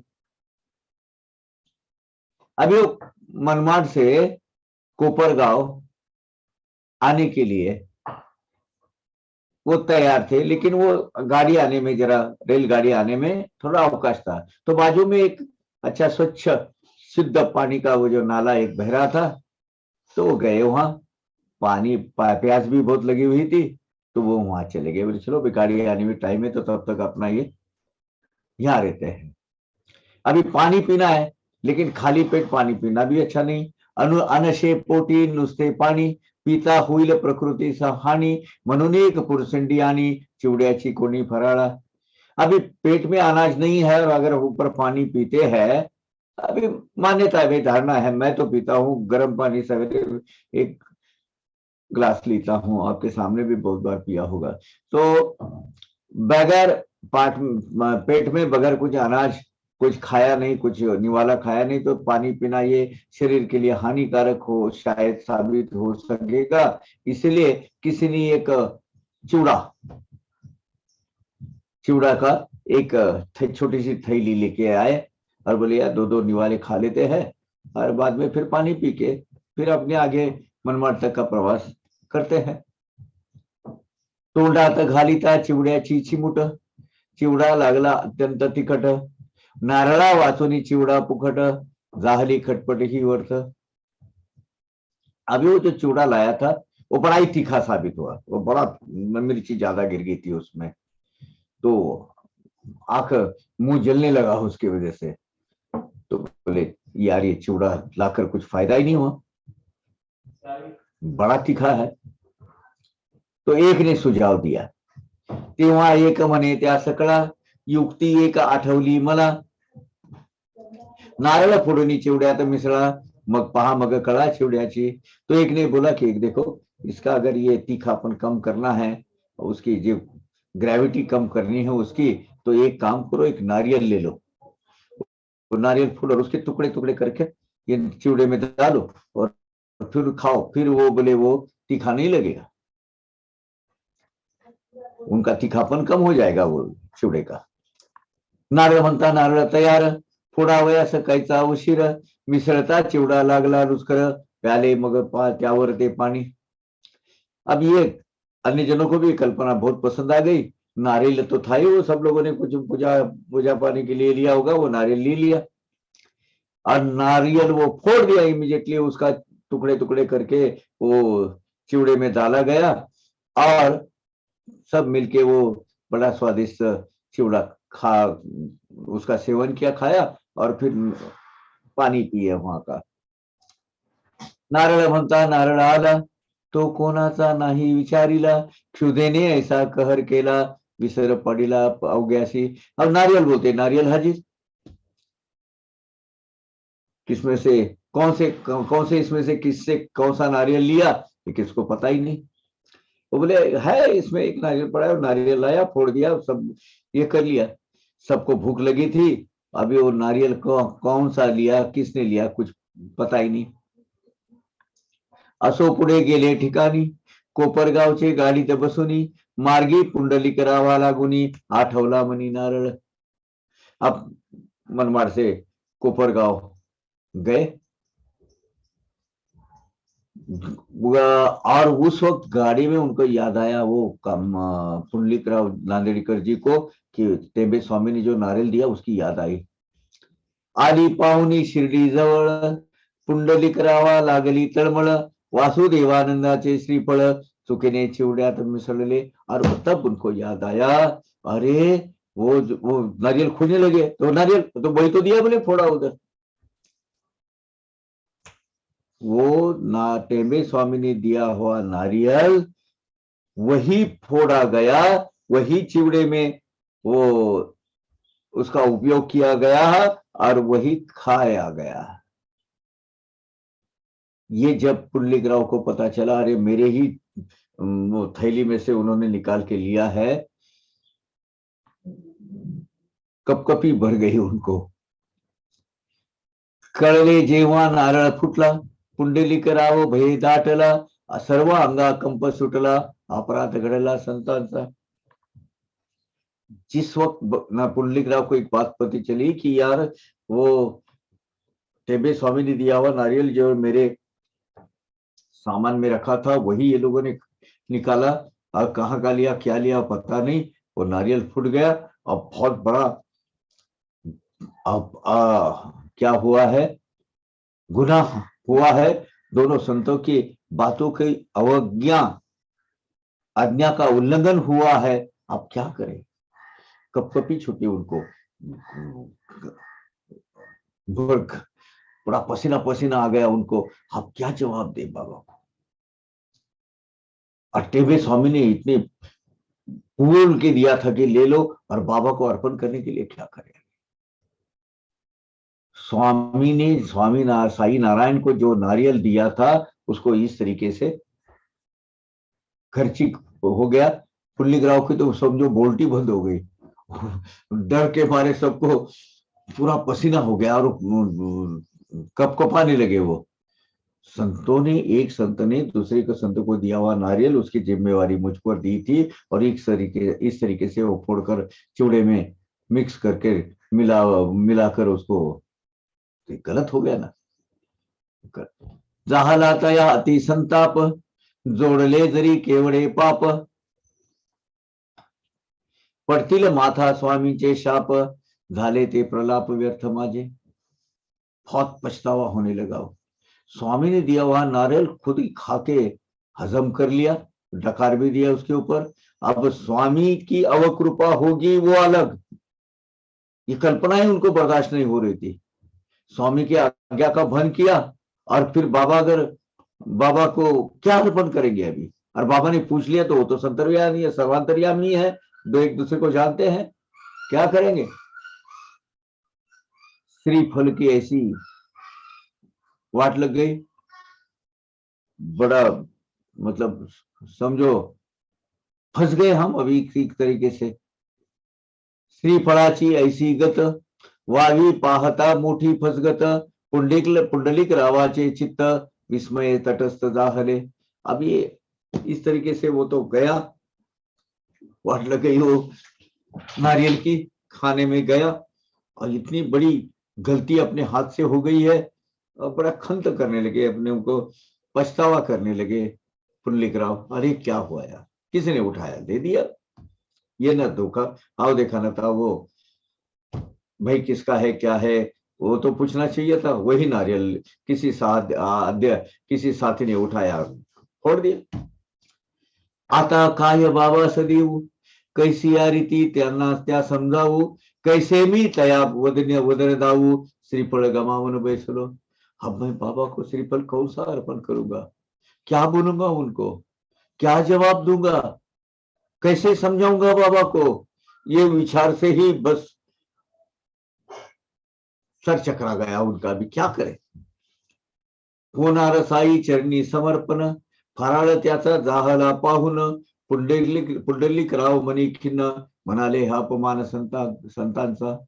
अब जो नारियल साई चरणों में अर्पण होना था वो उसको ऐसे चिवड़े में मिलाकर खाने, नाश्ता हो गया उसका। अब एक तरीके से संतों का अपमान हो गया। अब पुंडलिक राव डरने लगे, अभी क्या करे, ये तो मेरी जिम्मेवारी थी, स्वामी जी ने भी बोला था बगैर भूले देना बाबा को, अब क्या करे, ये तो आज्ञा का भंग हो गया मेरे। आता जय बाबा मागती नारळ, अधोउदन होतील सकळ, कारण मनमाळावर त्याचा फराळ, केली ही खळबळ सर्वांतरी। अब स्वामी ने दिया हुआ नारियल अगर बाबा ने मांग लिया तो क्या करे। जब साईं भगवान ने क्या किया, जैसे वो दर्शन को गए, सामने आए, बाबा ने बोला मेरा नारियल दो। अब वो तो सर्वांतर्यामी है, बाबा ने वो नारियल मांग लिया, लिख रहा वो नारियल दो। तो सबने अपनी गर्दन नीचे झुका दी। अब क्योंकि वो सभी लोगों ने नारियल को मनमाड़ में ही नाश्ते में स्वाहा कर लिया था, अब सबके दिल क्या होने लगे, डरने लगे अंदर से। नारळ नाही जवळ आज, खरे सांगावे तरी लाज, खोटे बोलून भागेना काज, साई महाराज सर्व साक्षी। अब झूठ बोलना भी मुमकिन नहीं है वहां, क्योंकि सर्वांतर्यामी सब जी समूचे विश्व में जो घटना घटित होती है वो तो बाबा जानते हैं। अब साई को अर्पण करने के लिए, साई भगवान को अर्पण करने के लिए जो स्वामी ने जो नारियल दिया था वो कैसे खर्ची हो गया, कैसे उसका उपयोग हुआ, ये बोलने के भी शर्म आने लगी। अब झूठ बोल के तो बाबा को वो भी चारा नहीं था सच बोलने के सिवाय। असो साघ्या साईचे घेता दर्शन, मंडळी झाली सुख संपन्न, आनंद अश्रुपूर्ण नयन, प्रसन्न वदन ते सकल। ठीक, सब लोगों ने अभी साई बाबा का दर्शन लिया, सबको आनंद हो गया, प्रसन्न हो गए, आनंद मिश्रित भाव से आंख से आंसू आने लगे उनके। प्रसन्न चित्त भाव से उन्होंने सर्वजन अपने साई को बाबा के चरणों में मस्तक रखा सबने। आता आम्ही अहर्निश, पाठवितो बिनतारेचे संदेश, दिमाग त्याचा दावितो विशेष, अभिमान वश होनी। अब ये बात कब की है, 100 साल पुरानी है, 100 से कुछ 5-10 साल ज्यादा। अभी उस वक्त फास्टेस्ट वे क्या था संदेशा पहुंचाने का, टेलीग्राम से कुछ इमीडिएटली वो संदेश पहुंच जाता था। अभी क्या करते हैं, अभी तो हमारा आता आम्ही पाहरनिश पाठवितो बिनतारेचे संदेश, अभी तो वायरलेस, उस वक्त वायरलेस होता, अभी भी अपना ये टेलीफोन सेलफोन वगैरह है, लेकिन 100 साल पहले भी क्या था, वायरलेस टेक्नोलॉजी भी, रेडियो वगैरह डेवलप हो गए थे। और बड़े अभिमान से कहते थे, देखो इमीडिएटली वहां यहाँ से की बात वहां पहुंच रही है, अभिमान से कहते थे। बिनतारी संदेश, पहले तो तार में जाता था वो टेलीग्राफ, अब बिन तार का भी जाने लगा वायरलेस के माध्यम से। अभी तो खैर सेल फोन आए, अभी माइक्रो टेक्नोलॉजी को अभी तो बहुत बढ़ गया है, तो एक क्षण में वो संदेश अभी जाता है। लेकिन पहले क्या था, इधर का आदमी वो डिकोडिंग करेगा, फिर वो जाएगा, फिर वो इकोडिंग करेगा, फिर डिकोडिंग करेगा, और फिर वो आदमी को जाता था। अब ये साई सचरी जब लिखा गया तब वो सिर्फ टेलीग्राफ भेजने की व्यवस्था थी। अब ये तो मोबाइल का जमाना आ गया भाई, है ना। तो उस वक्त तो हम बड़े स्वाभिमान से कहते थे, अरे टेलीग्राम करके आया कि नहीं, बचपन में हमारे। हाँ, कोई अगर संदेशा देना है तो इमीडिएटली टेलीग्राम करो भाई, पता चले। वो टेलीग्राम एक दिन में मिलता था, वो भी मैं आपको बताऊं, अगर रिमोट एरिया में एक दिन, अगर वो अर्बन एरिया में है तो 2-4 घंटे में मिल जाता था। यहाँ तो वहां से फोन लगाओ अभी पता चल जाता है। यदर्थ उभारू लागती स्थाने, लागे अपार पैसा खर्चने, तेथे ही संतासन लागती साधने, पाठवती मनेच संदेश। अब वो बिनतारी संदेश अगर भेजना है तो वो 2 टावर खड़े करने पड़ते हैं, वो पूरी यंत्रणा खड़ी करनी पड़ती है, और फिर बहुत पैसा खर्चा करना पड़ता है। लेकिन संतों को ऐसे साधनों की, कोई संसाधनों की कोई जरूरत नहीं पड़ती। उनका संदेश वहन तो उनका मन होता है, वो मन से संदेश भेजते हैं, और वो रिसीवर भी उनका, लेने वाला रिसीवर अगर वो कैपेसिटी का हो, वही ब्रॉडबैंड पे हो, वही फ्रीक्वेंसी पे जुड़ा हुआ हो, तो आ जाता है मन। वही है, संतों का तो ऐसा हुआ। स्वामींनी पुंडलिक रावास, नारळ दिदला ते समयास, पाठविला होता साई नाथास, पूर्वीचा हा संदेश बिनतारी। अब इधर जो पुंडलिकराव महाराज ने, पुंडलिकराव को स्वामी महाराज ने जो नारियल दिया था राजमहेंद्री शहर में, उसी वक्त वो घटना बाबा के पास इधर रिकॉर्ड हो गई थी। वो बिनतारी संदेश ऐसा ही भेजा था। पुंडलिकराव घेता दर्शन, साई बाबा आपण होऊन, म्हणाले माझे वस्तुवान, बंधूंच्या जवळून आणलेली। अब पुंडलिकराव दर्शन ले ली। क्या हुआ रे? वो पुंडलिकराव ने जब दर्शन लिया, साई बाबा खुद होकर बोले, मेरे भाई ने जो चीज मेरे लिए भेजी वो दे दे। अब क्या जवाब दे? फिर मग अब तो खिन्न पुंडलिकराय, धरुनिया श्री बाबांचे पाय, म्हणे क्षमे विण दुसरा उपाय, नाही मज काय सांगू मी। पुंडलिकराव खत्म हो गया, गलित गात्र। वो बिल्कुल जैसे मानो उनमें से देह से सब ऊर्जा चली गई उनकी। हाथ जोड़कर क्षमा मांगे, बाबा के पैर पकड़े और क्षमा मांगी, और बड़े खेदजनक भाव से बोले, बाबा अभी क्षमा याचना करने के सिवा मेरे पास कोई अन्य पर्याय नहीं है। क्या हुआ, मैं क्या बोल सकता हूँ अभी आपको। लेकिन क्या हुआ? नारळाची मज आठव होती, परी भुकेची करावया तृप्ती, आम्ही जवळ गेलो उडियावरती, झाली विस्मृती सकाळास। पुंडलिकराव बोले कि मुझे नारियल की पूरी याद थी बाबा, याद देकर मैं लेके आया था, लेकिन गलती से मनमाड़ में, अब वो नाले के बाजू में पानी पीने गए, वो झरने के बाजू में, और वहां पानी पीने के पहले कुछ खाना चाहिए, इसलिए हमने कुछ थोड़ा सा नाश्ता किया, और वो नाश्ते में वो पानी, वो नारियल का उपयोग किया गया गलती से। अब क्या बोलू? तेथे चिवड्याचा करिता फराळ, फोडून मिसळला हाजी नारळ, म्हणून आणि तो दूसरे श्रीफळ, स्वीकारा निश्चल मानसे। बाबा गलती हो गई है, ऐसा ऐसा उसका इस्तेमाल किया गया, व्यर्थ फिजूल हुआ, गलती हो गई हमसे, मैं एक दूसरा नारियल लेकर आता हूं, वो आप उसका स्वीकार कीजिएगा। आपको दिया, वो आपको जो दिया नारियल, जो स्वामी महाराज ने जो दिया था, वो तो गलती से, हमारे भूल से हमने खा लिया महाराज। ऐसे म्हणून उठू लागता, पुंडलिकराव फळा करिता, साई महाराज हसोनी दरोनी हंसता, तया निवारिता देखले। अब पुंडलिकराव नारियल लेने के लिए निकले, मैं दूसरा नारियल लेके आता हूँ। उठने लगे, तभी साई महाराज ने उनका हाथ पकड़ लिया और बोले, बैठ। नेनता घडला विश्वासघात, कृपाळू आपण घ्या पदरात, क्षमस्व व्हा मद कृपावंत, ऐसे में नितांत अपराधी। अब दूसरा चारा नहीं, उन्होंने बिठा दिया।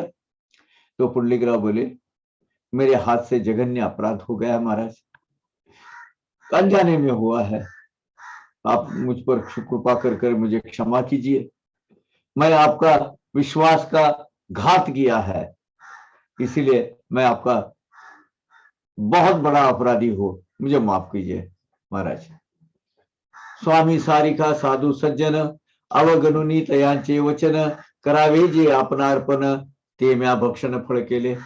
अब स्वामी वासुदेवानंद सरस्वती स्वामी महाराज जैसे आपके बंधु ने आपको अर्पण करने के लिए जो नारियल भेजा था महाराज, वो मैंने आज्ञा का भंग किया और खुद ही भक्षण कर लिया उसका, आपको देना चाहिए थे। बहुत बड़ा अपराध हुआ है मेरे हाथ से।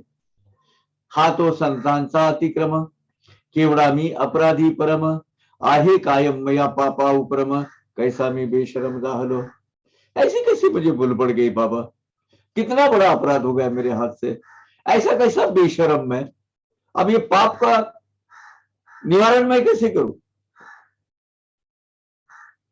क्या कुछ उपाय बताइए बाबा।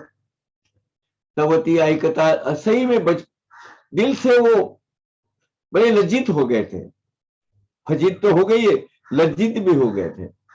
तवती ऐकता झालेली मात, हासुनी बोलले श्री साईनाथ, घ्यावा कशास नारायण हातात, ठेवणे व्यवस्थित जरी नव्हते। उनकी फिरकी लेने के लिए अब सो सभी जो घटना घटित हुई वो बाबा तो पहले से जानते थे, इसलिए हंस पड़े और बोले, अरे तू अगर जिम्मेवारी से वहां से यहाँ लाने की क्षमता नहीं है तुझमें, अगर तुझे नहीं कर सकता, ये जिम्मेवारी तू पार नहीं कर सकता है, तो नारियल हाथ में लेने का ही नहीं था। पुंडलिकराव, तुम्ही माझी वस्तू मजप्रत, द्याल ऐसे जाणून निश्चित, माझ्या बंधूने तुमच्या बोलात विश्वास अत्यंत ठेवला। अरे मेरी चीज मुझ पर तक पहुंचेगी, इसीलिए तो मेरे बंधु ने वहां से आपके ऊपर बड़ा विश्वास रखकर, उनको ठीक बराबर लगा था कि ये आप मेरे पास पहुंचाओगे, इसलिए तो आपके हाथ में दिया था कि नहीं। हाँ, तो फिर आपकी जिम्मेवारी होती थी कि नहीं मुझे मुझ तक लाने की। लेकिन ये कोई क्रोधित नहीं है बाबा, इसका एक मर्म है, आगे मैं बताऊंगा आपको। बाबा क्रोधित नहीं है इसके लिए। बाबा ने क्या कहा है, अरे तुम ऐसे कैसे जिम्मेवारी भूल सकते हो, अरे आप मुझ तक वो सही सलामत ठीक से पहुंचा पाओगे, इसकी क्षमता रखते हुए, जिम्मेवारी रखते हुए, सेंस ऑफ रिस्पॉन्सिबिलिटी आपके पास है, इसलिए तो मेरे बंधु ने आपके पास दिया था। लेकिन आपने क्या कर दिया, त्याचा का व्हावा परिणाम, हेच का तुम्ही विश्वासधाम, पुरला न माझा बंधूचा काम, ऐसे हे काम तुमचे। अब इसमें जरा याद रखना क्या बोल रहे हैं। मेरे भाई ने आप पर विश्वास रखकर आपने वो ले लिया, स्वीकार किया मुझे देने के लिए, लेकिन उसका परिणाम स्वरूप क्या हुआ, मेरे बंधु की इच्छा पूरी नहीं हुई। ऐसे काम करते हो आप। जब बड़े प्रेम भाव से उन्होंने भेजा तो मुझ तक नहीं पहुंच पाया, इसका मतलब इसका तो अपराध आपसे हाथ से तो घटित हो ही गया है। म्हणाले त्या फळाची योग्यता, येईना इतर कितीही देता, घडावयाचे घडले आता, व्यर्थ दुश्चितता किमर्थ। अब देख बोले, उठ रहे थे ना दूसरा नारियल लाने के लिए, बोले बैठ। अभी वो जो फल उन्होंने दिया था उसकी योग्यता, उसका जो वैल्यू है, अभी मार्केट से तो कितना भी लेके आएगा, अगर एक डजन भी लेके आएगा नारियल, तो उसकी योग्यता होगी क्या। वो तो बंधु का प्रेम उन्होंने वो जो दिया था वो सिद्ध है। यहाँ ये नारियल आप उसके बगैर एक थैला भी लेकर आओगे तो क्या फायदा। ध्यान दे बोले भाई, जो होने का था हो गया, अभी फालतू की चिंता मत करते बैठ। स्वामीनी तुझं दिला नारळ, तो ही माझाच संकल्प केवळ। अभी ये पूछे, ये है ट्विस्ट, ये कहानी का ट्विस्ट ये है। स्वामीनी तुझं दिला नारळ, तो ही माझाचा संकल्प केवळ, माझ्याच संकल्पे तुटले फुटले ते फळ, अभिमान निष्फळ का दर्शी। अरे पुंडलिकराव, स्वामी महाराज ने तेरे पास जो नारियल दिया था वो सूक्ष्म लेवल पर मेरी ही योजना थी। उन्होंने आपके हाथ में देना, ये उनका भले मेरे प्रति जो प्रेम भाव है वो है, लेकिन तेरे हाथ से वो जो नारियल फूट गया ना, वो मेरा ही निश्चय था, मेरी ही कृति थी। वो तेरे हाथ से गलती हो गई है, ये इसका खंत तू मत कर, उसका श्रेय और प्रिय दोनों का भी जिम्मेवार मैं हूं।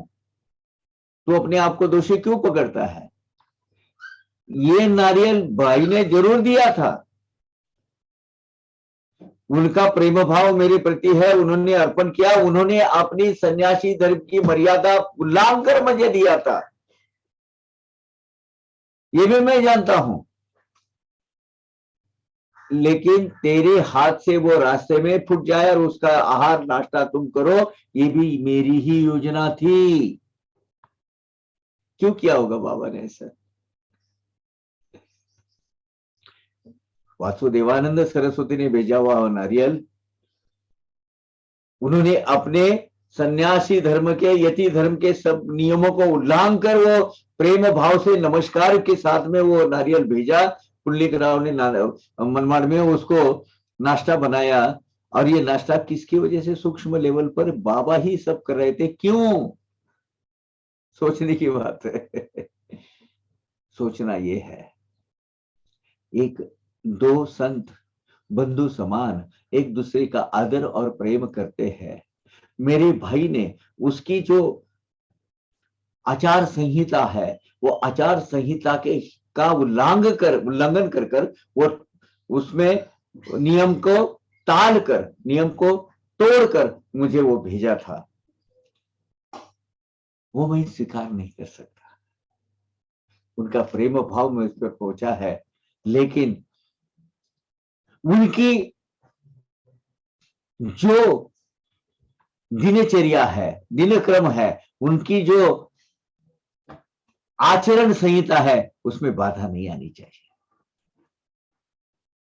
उन्होंने भले ही प्रेम भाव से मुझ पर भेजा, लेकिन मैं उसका स्वीकार कैसे करूं? क्योंकि उसमें उनकी अवनति हो जाएगी।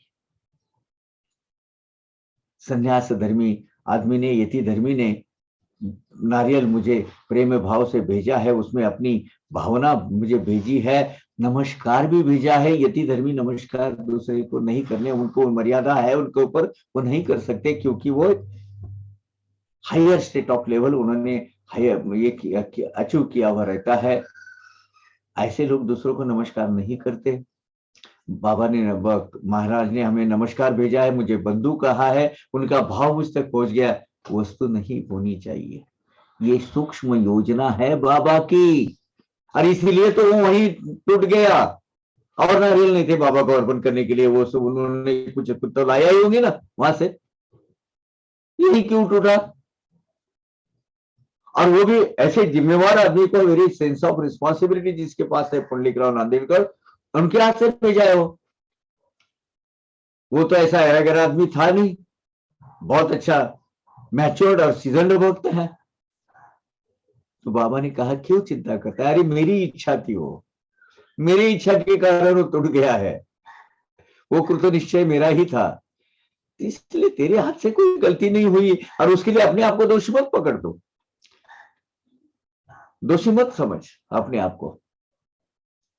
अहंकाराची धरिसी बुद्धी, तेने आपणा मानसी अपराधी, एवढे निरहंकर कर्तृत्व साधी अवघी उपाधी केला है, तो अपने आप को अपराधी समझ रहा है। ये भी एक प्रकार का अहंकार है तेरा।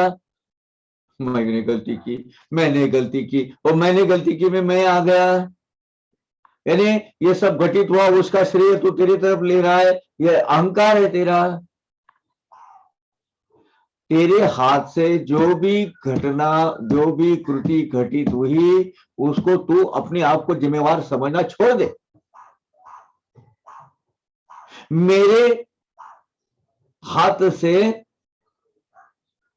कौन सा भी कृत्य नहीं होता, मैं बाबा का हूं, जो हुआ था वो प्रकृति, वो बाबा जाने, बाबा के काम जाने, या टेबे स्वामी जाने। अपने हाथ से कुछ भी करतु तो होता नहीं है। ये निरहम तो मैं कुछ भी करता हूं, जो होता है वो घटित होता है, वो परमेश्वर की मर्जी से होता है, अल्लाह परवरदिगार करवाता है। ये भावना मन में दृढ़ रख, तेरे सब अपाय टल जाएंगे। तो अपने आप को कब से कोस रहा है, कितना दोष दे रहा है अपने आप को, छोड़ दे। तूने कुछ भी नहीं किया, तेरे हाथ से कोई भी घटना घटे, अहंकार नहीं हुआ, जानबूझ के किया नहीं ना, तुझे पता था ये हुआ नहीं ना, तो क्यों दोषी पकड़ता है? जब तूने, तेरी बुद्धि ने तेरी जानबूझकर ये काम नहीं किया, ये मैंने घटित करवाया है, ये मैं तुझे बोल रहा हूं ना, तो फिर क्यों अपने आप को दोषी पकड़ता है? गलती का अपने तरफ मत ले, श्रेय उसको बोलते हैं, जो भी गलती का जो अपराध है, अपराध की भावना अपने पास मत ले। फिर आगे क्या बोल रहे हैं सुनिए, पुण्याचाची काय अभिमान, पापाचा का नहीं अभिमान, हा? प्रताप दोहीचा सम समान, म्हणून निर्भिमान वर्ते तू। अरे केवल पुण्य का अभिमान, हाँ मैंने इतना अच्छा सत्तर कर्म किया वगैरह, सात्विक भाव से खुद खुशहाल होता है, सुखी होता है, प्रसन्न होता है, अंदर से प्रसन्न हो जाता है, अपने आप पर पिठ तपाता है अपनी ही। अरे पाप का सुधा, हाँ मेरे हाथ से घटित हुआ है, इसका भी अभिमान होना चाहिए। पाप और पुण्य मेरे हाथ से घटित नहीं होता है, कर्ता करवाने वाला वो भगवान तो होता है। ऐसी निरअभिमानी वृत्ति तो स्वीकार कर ले, उसका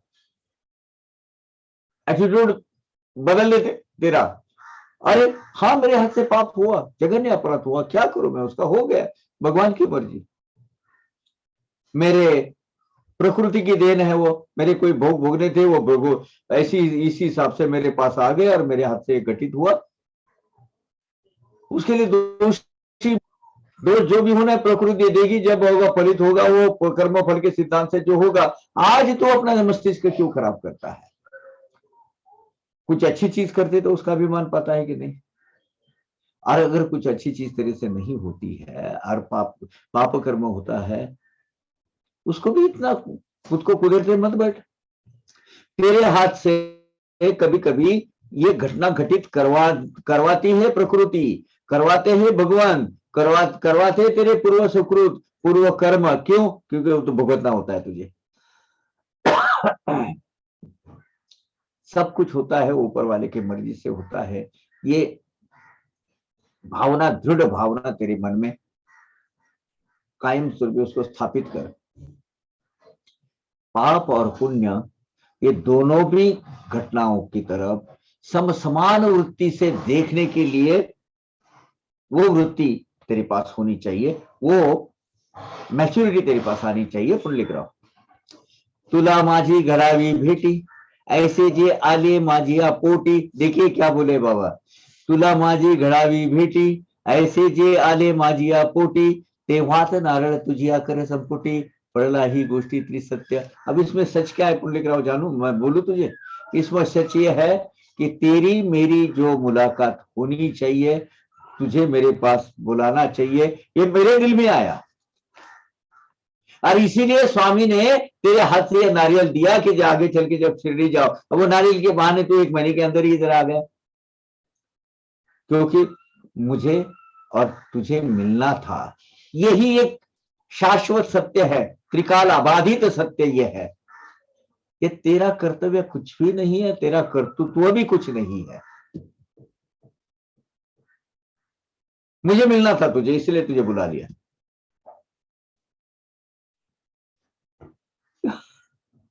इतना डिटेल है साई सच्चरित्र, महज एक 4 प्रोज की किताब वो हिंदी भाषिक लोगों के लिए लिए हाथ में, इसलिए उनका समाधान नहीं होता है।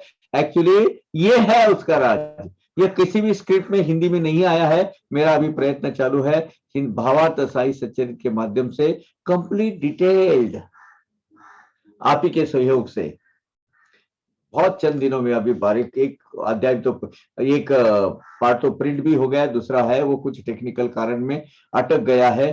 कुछ बाबू लोग जो शिरडी के जो एडमिनिस्ट्रेशन में बैठे हैं, वो जरा थोड़ा सा हथकंडियां करा रहे, 8-10 दिन में मेरे पास आ जाएगा, तो मैं वो प्रिंटिंग करके आपके हाथ में दूंगा। साई सच्चरित इतना गहन है, इतना गहरा है, डीप डीप, उसमें छलांग लगानी पड़ती है नीचे, और लगाने की आदत डाल दीजिए अपने में। मैं ये नहीं कह रहा हूं कि मेरा जो अर्थ है वो फाइनल है और वही एकमात्र योग्य है, नहीं, बहुत एक खजाना है ये, बहुत सारे दूसरे पहलू निकल आ सकते हैं। मेरा तो एक प्रयत्न है। बाबा के आगे क्या कहते हैं, बहुत अच्छे, अरे क्यों अपने आप को दोषी पकड़ता रहा, क्यों अपने आप को, अगर अच्छा काम भी किया तो उसका श्रेय लेता है। ये सब ऊपर वाले की मर्जी होती है। तुम्ही जरी माझी चमुले, फळ जे तुम्हा मुखी लागले, ते तुम्ही मज अर्पण केले, समयामद पावले निश्चित। क्या बोले बाबा, अरे आप मेरे ही बच्चे हो सब, अब आपके मुख में वो जो फल के कुछ अंश पड़े, वो मुझे अर्पण करने के जैसे नहीं हुआ क्या पुंडलिक राव? आपने खाया वो मुझे मुझे मिल गया, ऐसे निश्चित समझ लिए आप। आपके मुंह में वो 4 निवाले गए, वो मुझे, आपका जीवात्मा और मेरा जीवात्मा एक ही है। आपने खाया वो मुझ तक पहुंच गया। आयसी जेव्हा झाली समजूत, तेव्हाच पुंडलिक रावाचे चित्त, साई मुखीच्या वचने विरमत, उद्विग्नता वितरत हळूहळू। अब बहुत अपने आप को दोषी दे रहे थे, मनमाड़ से कोपरगांव आने तक, जब उनको पता चला कि ये नारियल फूट गया है, और कोपरगांव से शिरडी आने तक बस बस बस बस एकदम हिल गए थे पुंडलिक राव। तब बाबा ने जब इस तरीके से उनको समझाया, तब उनकी वो चिंतित अवस्था वो पूरी निकल गई, पूरा भय भीति डर निकल गया, और साई मुख से निकली हुई अमृतवाणी से उनका चित्त शांत हो गया। हाँ बाबा छूट गया। वो बाबा ने उनके मन में जो भी मैला कचरा जो भरा हुआ था वो सब निकाल दिया। नारळ गेला झाले निमित्त, उपदेशे निवळे उद्विग्न चित्त, ऐस एवं हे सर्व अहंकार विलसित, अभिमान निर्मुक्त निर्दोष। नारियल फूट गया, नारियल फूट गया, वो गया, ये तो सिर्फ निमित्त मात्र है। ये इसके माध्यम से, इसकी वजह से साई भगवान के मुंह से जो गोदामृत निकला है, और उसकी वजह से जो पुंडलिक राव की उद्विग्न अवस्था, वो जो चिंतित अवस्था निकल गई है, ये हमारी उपलब्धि है। ऐसी रीति से अहंकार के दोनों भी, मतलब गलत किया अच्छा किया, ये दोनों को, अपने आप को जो दोषी हम समझते हैं, इसके जो विषय के विलास से, विस्तार से जो अभिमान या अपने आप को कमीपन जो पुंडलिक राव महसूस कर रहे थे, उसमें से निर्दोष मुक्त हो गए। दोषी उनको ठहराया नहीं बाबा ने, और नहीं ऐसा हुआ क्योंकि बाबा की मर्जी थी ये। अपने भाई ने अपनी आचार संहिता का भंग कर कर मुझे वो भेजा था, लेकिन मुझे वो स्वीकार अगर मैं करूं, इसीलिए मैं उनकी भावना का स्वीकार किया हूं, तो नारियल उधर की उधर, क्योंकि एक सन्यासी मुझे अर्पण कर रहा है, नहीं मैं ऐसा नहीं होने दूंगा। उसकी जो मर्यादा है, उसकी जो गरिमा है, उसको गरिमा को ठेस नहीं पहुंचने दूंगा मैं। हाँ, उधर की उधर ही उसका रफा दफा किया बाबा ने, देखा। ये गहराई है। एवढेच या कथेचे सार, वृत्ती जो जो निरहंकार, तो परमार्थी लाहे अधिकार, सहज भव पार हुईल। इस कथा का यही सार है, यही मर्म है, यही वर्म है। आप हमारी चित्त वृत्ति, हमारी मानसिक अवस्था अगर निरअहंकार वृत्ति है से है, तो अगर जितना निरंकार, दोष का भी माथा अपने पर, माथे पर मत लो, अच्छा का भी माथे पर मत लो। ये अगर निरंकार कृति अगर आप रहते, अहंकार बिना जो कृति आप करते हैं, उससे परमार्थ मार्ग में प्रगति आपकी होती है, और भव सागर सहज भाव से, इजी वे से पार पड़ने की जो क्षमता ताकत है, वो सामर्थ्य अपने आगे में आ जाता है। ऐसा है। अभी और एक तीसरे भक्त का अनुभव आएगा। मुझे लगता है आज हम यहाँ 183 पर रुक जाते हैं। नेक्स्ट इसमें हम ये जो मेरे ख्याल से बड़ा अध्याय है वो खत्म करेंगे। इसमें मुझे खुशी इस बात की है कि इसमें जो मर्म बताया गया, इस कथा का सारांश जो बताया गया वो क्या है वो समझ लीजिएगा। मुझे लगता है एक नया एस्पेक्ट ये नारियल की कथा से आपको समझ में आ गया होगा, या उस पर थोड़ा सा तो भी धुंधला सा क्यों नहीं होता, लेकिन प्रकाश पड़ गया होगा। ओम साई राम। आज के लिए हम इतना खत्म करते हैं। 2 minute 5 minute. I would like to share my friend's experience. His name is Tej Kumar. He met with a road accident and severe head injury. So he was unconscious and he was serious actually. So he was admitted to the hospital in Bangalore, Bangalore Hospital in Bangalore. There he doctor said it is serious and immediate surgery was required. So immediate surgery was done, and after the surgery, he was in the ward. He was shifted into ward. He was not 100% conscious, but he is also Baba Bhakt. When he was in the hospital in the ward, he got a dream that he went to Samadhi Mandir. It's not the present Samadhi Mandir. You can say the old Samadhi Mandir or whatever. Only Samadhi was there. Baba was sleeping on top of the Samadhi. So he went near Baba. Baba got up and he started talking to Tej Kumar. So Tej asked, Baba, what is there in your joli? So Baba said, you all read my charitra. Aap sabhi ka, all of your charitra is in my joli. So this is the answer given by Baba. It is very powerful. So many things we can learn from this Leela, that Baba knows everything of each and every devotee of his. This is what I can understand. Om Sai Ram.